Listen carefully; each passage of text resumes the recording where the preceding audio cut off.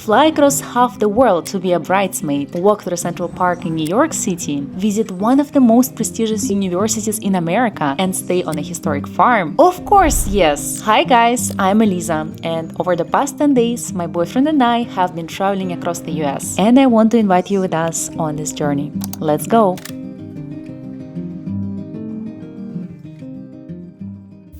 Let's go. I can't believe this is happening. Never in my life I would think that, okay, she's going to do vlogs, she's going to do YouTube. This is just unexpected twist in my life. But let's speak about the vlog of today. We are flying to the US from Tbilisi to Washington, and it's going to take a lot of hours because we took a night stop in Istanbul. My boyfriend decided to do a little upgrade, and we're going to fly business class with Turkish Airlines.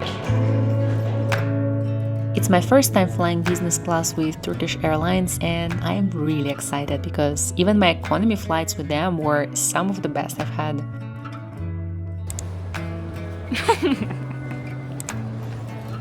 Why? We had a few minutes before boarding, so we went to check out the business lounge, but honestly, the food wasn't the sexiest there, so I just grabbed some water and saved room for the food on the plane. Our first flight from Tbilisi to Istanbul will take about 2 hours, and we are staying there overnight before our next flight to Washington tomorrow. As soon as we got on the plane, the flight attendants came by with drinks, and I got the strawberry lemonade for myself, which I absolutely loved. They also handed us the menu, and I was really surprised by how many food and drink options there were for such a short flight.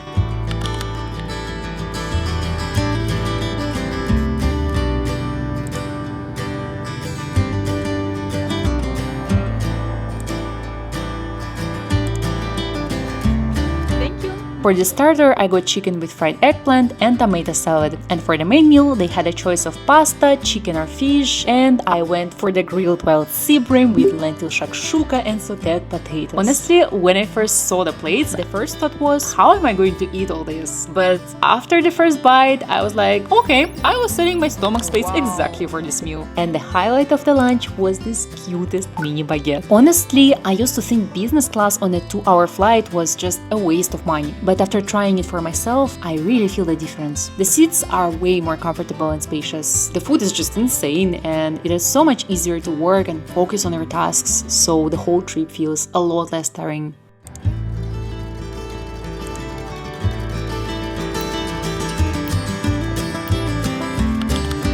We stayed at a hotel near the airport because our flight tomorrow will be super early and we have to wake up at 4 a.m.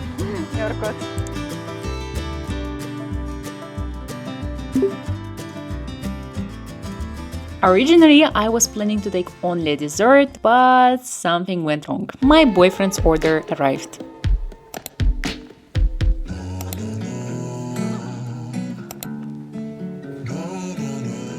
It's the portion for one person.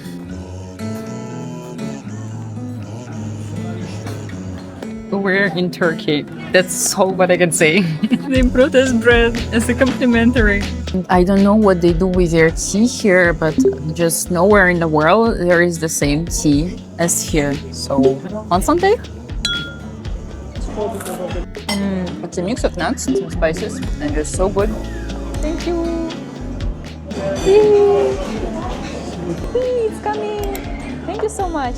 We went to the closest restaurant near our hotel, and I definitely wasn't expecting such huge portions or food to be this good.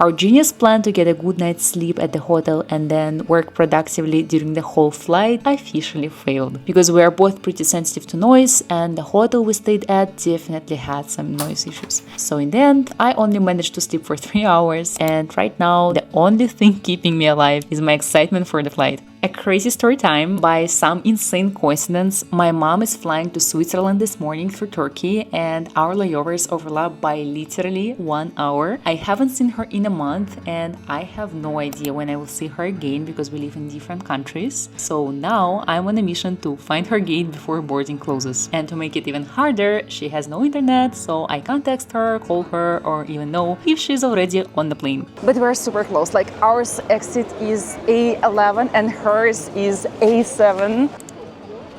We are almost at A7 and here is the question. Are we going to make it or not? Oh, there is a boarding. There is a chance we can make it. We did it. We only spent maybe 5 minutes together, but even that felt like a blessing. Traveling the world is incredible, but it comes at a price. You never know when and if you will see your family again. Meanwhile, it was time for us to board our 11-hour flight from Istanbul to Washington. Your hand luggage in the overhead bin. We are flying on a Boeing 787 Dreamliner, and the first thing I noticed was how spacious and private my seat felt. There were also noise-cancelling headphones, a blanket, and sleepers already waiting for me. Before takeoff, we were offered a choice of drinks. And guys, if you're flying with this airline, please get the strawberry lemonade. I promise you won't regret it. We also got 2 menus, and just look at the size of them. You are definitely not going hungry on this flight.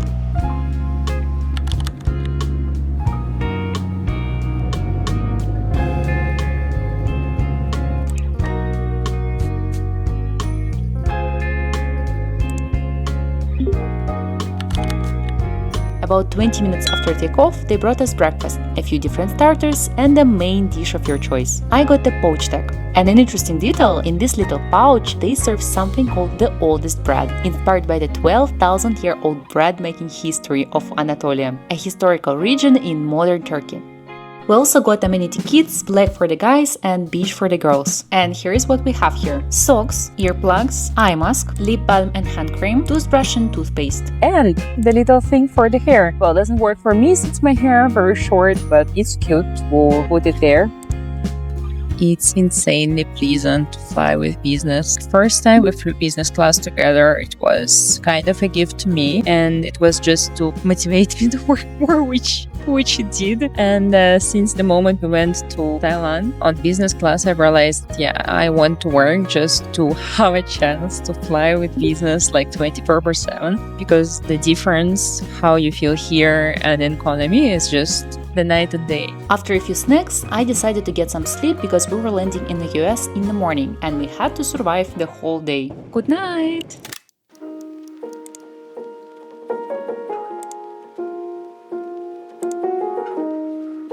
For the last lunch, we first got a little appetizer plate, a Turkish meatball, a vegetable tartlet, and a crispy roll. And look at this cute little table setup. And I absolutely love this tiny table candle. It makes the whole thing so intimate and cozy. Then the trolley came around with little canapes and starters, so you could choose even more food. I swear guys, they feed us here like it's our last day on earth. For the main course, there were 3 options: meat, fish, or vegetarian. And I went with the teriyaki salmon. But then came one more trolley, and this time with desserts. And honestly, I think I tried the most delicious ice cream of my life here. On a daily basis, I don't eat this much, but here the food was so good that I just couldn't skip it. But guys, I have no regrets about it. The only downside was the service. Throughout the flight, I could feel this tension around me filming and taking my time with the food. It surprised me because I filmed on many flights before and never had this kind of reaction. The flight itself was incredibly comfortable, but that feeling of being rushed and sensing some irritation still changed the mood. Because in the end, it's the tone and warmth of the crew that really shaped the whole experience. Meanwhile, we arrived at our apartment in Washington. We're only staying here for one night, and tomorrow we're moving closer to my friend's wedding location in Ellicott City. For our first night, we stayed in a neighborhood called Shaw. It used to be the center of black culture in DC, but today it's a lively modern area. And the main reason we picked it was the location, because it's very close to all the major sites. So we dropped our stuff and headed out to explore the city. Before coming here, my friends kind of scared me about the sea, saying that I have to be careful where I walk and where I stay because some areas can feel pretty unsafe. But I actually discovered a completely different side of the city with modern buildings, historic streets, and incredibly beautiful architecture. And what's interesting about this sea is that it didn't grow organically over time. It was purpose-built to serve as the political center of the country. After America became independent in the late 18th century, it needed a place for its new government. But if that place was inside one existing state, that state could become too influential compared to the others. So the idea was to create a separate area that didn't belong to any single state. The area was originally formed from land given by Maryland and Virginia, and the site by the river was chosen by George Washington himself. After walking around downtown for a while, we ended up having dinner at the restaurant Old Abbot Grill, right near the White House. The place has this old political DC vibe with dark wood, a classic bar, and white tablecloths. It's also known for its raw bar, so I ordered a plate of oysters for myself. And yes, I forgot I'm in the US. This is just for me alone. I think I overestimated myself when I took this portion. Oops! When people say portions in America are big, believe this, because they are huge. By evening, the city started to change. I am so surprised how the city becomes alive after 7 p.m. because really before it was like empty city, like there was not even a human being here on the streets. And right now it's so alive. Washington suddenly felt like New York, somewhere between Nolita, the Lower East Side, and NoHo. Young people everywhere, trendy little restaurants, bars, boutiques. This city definitely surprised me, and I would love to come back here for more than just one day. But for now, this day is almost over, and I will see you guys in my next video.